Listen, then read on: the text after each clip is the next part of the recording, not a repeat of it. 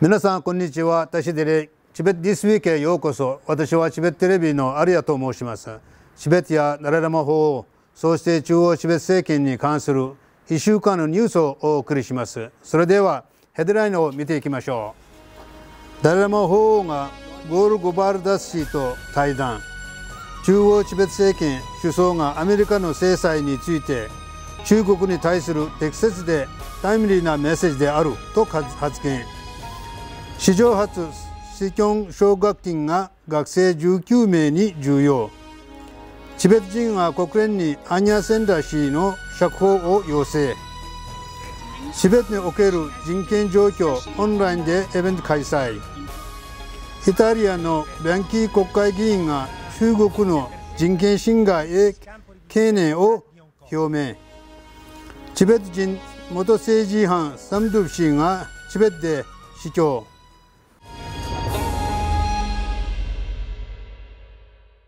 ダララマ法は今週火曜日、ヒューレット・パーカー社の元エンジニアで、現在はクリシュナ意識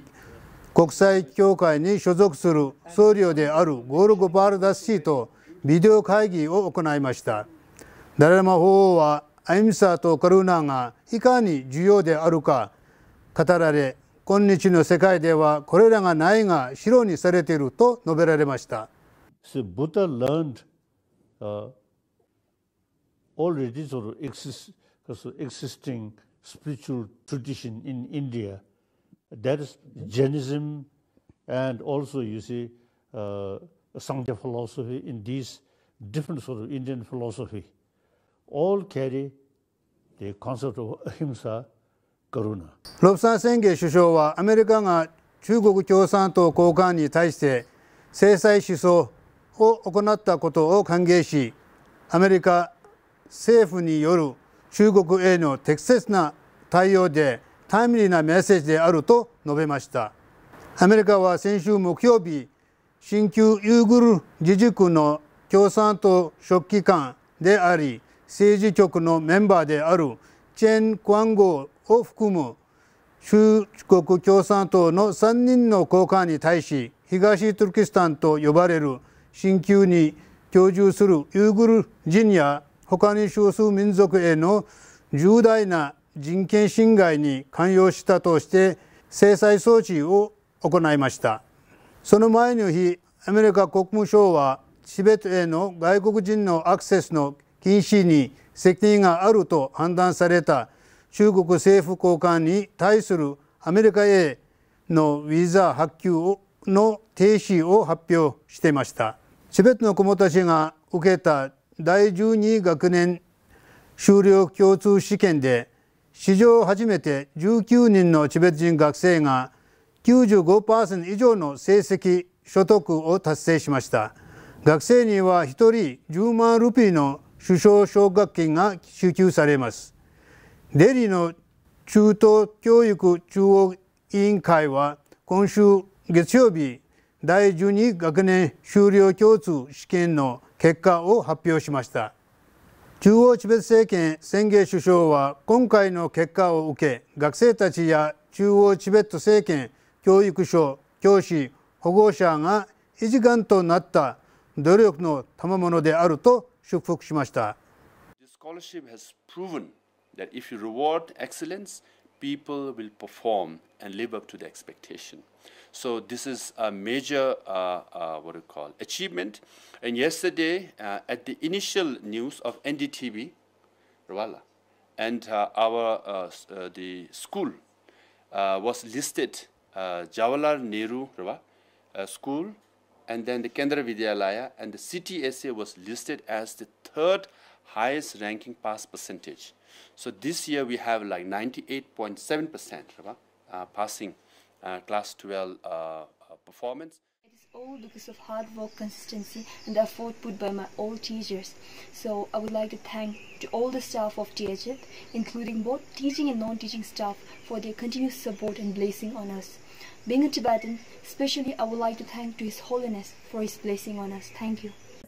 One thing I would like to share to my younger ones is that the fundamental unit of studying is listening, reading and writing. I repeat, listening, reading and writing. ジェニーバのチベット事務所の中央チベット政権人権特別任命者ティンレイ・シュギ氏は国連に対し中国国家当局、中国公安部、中国司法部の3者が共謀して一帯一連計画や開発プロジェクトなどの名目でチベット人の都市を利用を強化している状況について批判するよう認めました。また、チュキ氏は国連人権理事会と加盟国に対して中国にアンニャ・センラ氏やその他のチベット人権擁護者たちの釈放を訴えるよう要請しました。ジェニーバのチベット事務所は今週水曜日、チベットの人権状況を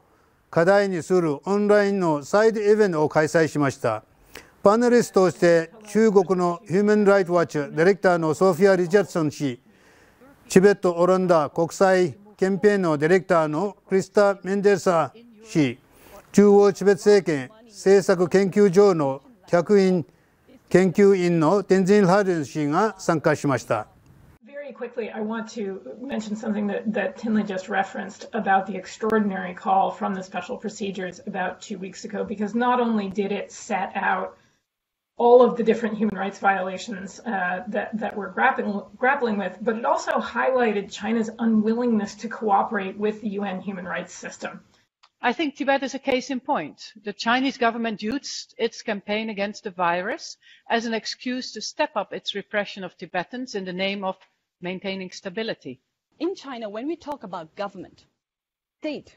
nation, and what they so-called motherland, it has been all understood as a homogeneous entity.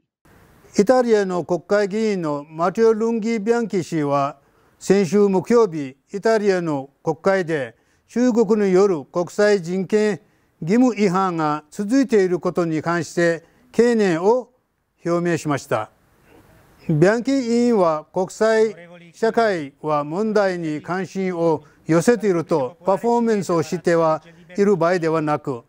西側諸国はもはやチベット人に対する中国によるいじめと抑圧に対して沈黙の姿勢を維持していてはならないと主張しました。